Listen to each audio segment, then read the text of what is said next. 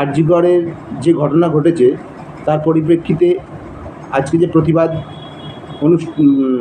প্রতিবাদ জানাতে চলেছে সকল দেশের মানুষ, যার নাম দেওয়া হয়েছে মেয়েদের রাত দখল, সেই প্রতিবাদ জানাতে আমরাও রাস্তায় নামবো। সেই জন্য আমরা প্রস্তুত হয়েছি, বেরোবো এক্ষুনি। চলুন আমরা সকলে মিলে সেই প্রতিবাদে সামিল হই। আমরা আমাদের এলাকাতেই প্রতিবাদটা জানাবো, যার এলাকাতেই হচ্ছে, তো আমরা এলাকাতেই যাচ্ছি।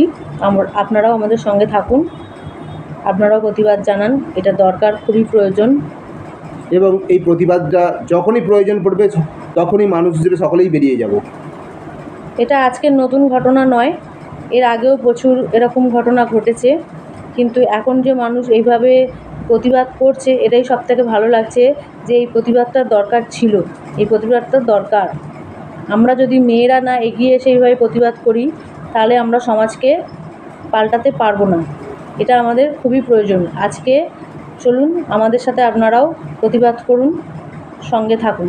প্রতিবাদটা দীর্ঘজীবী হোক।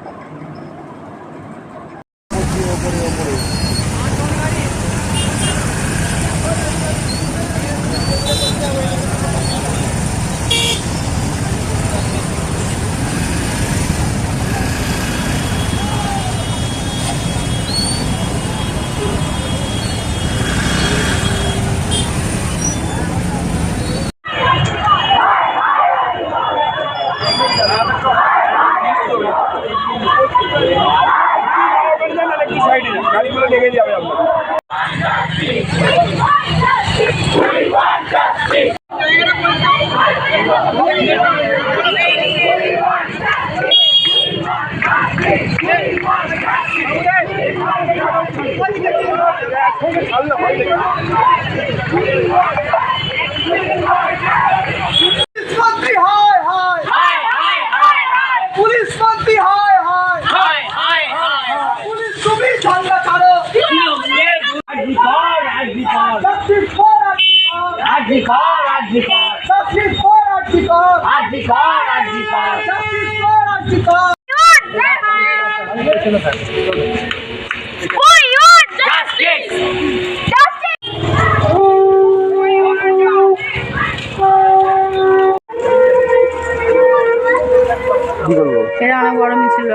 তারপরে যে এত কষ্টের পর না, কিন্তু আমার বলার মেন উদ্দেশ্য হলো যেটা, আমি কোনো পার্টির দিক থেকে আসিনি, এখানে পুলিশরা উপস্থিত হয়েছে, হয়তো আমার কথা শুনছে, সবাই আছে, আমি চাইছি আমার কথা সবাই শুনুক। আমরা পালন করবো কিসের স্বাধীনতা? এরকম ভাবে স্বাধীনতা দিবস পালন করে কি লাভ, যখন স্বাধীনতা মানে আবার সেই এরকম ঘটনা ঘটবে। আগে নিজের মধ্যেকার মানুষটাকে ওপরে তুলে আনুন, তারপর না হয় আমরা স্বাধীনতা দিবস পালন করব। আমি চাই সবার মন এই রাত 12টা বাজার আগে অবধি যেন সবার মন আবার পবিত্র হয়ে যাক, এবং ঘটনা যেন 15ই আগস্টের পর থেকে পশ্চিমবঙ্গবাসী এই হিসেবে গর্ব করার দিন, আজকের এই সময় কিভাবে কাটানো উচিত, আর আজকের দিনে আমরা কিভাবে কাটাচ্ছি,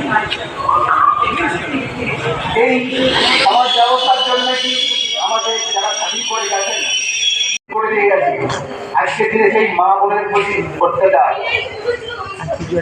সত্যি আজকে বাঙালির কাছে ভীষণ লজ্জাকর দিন।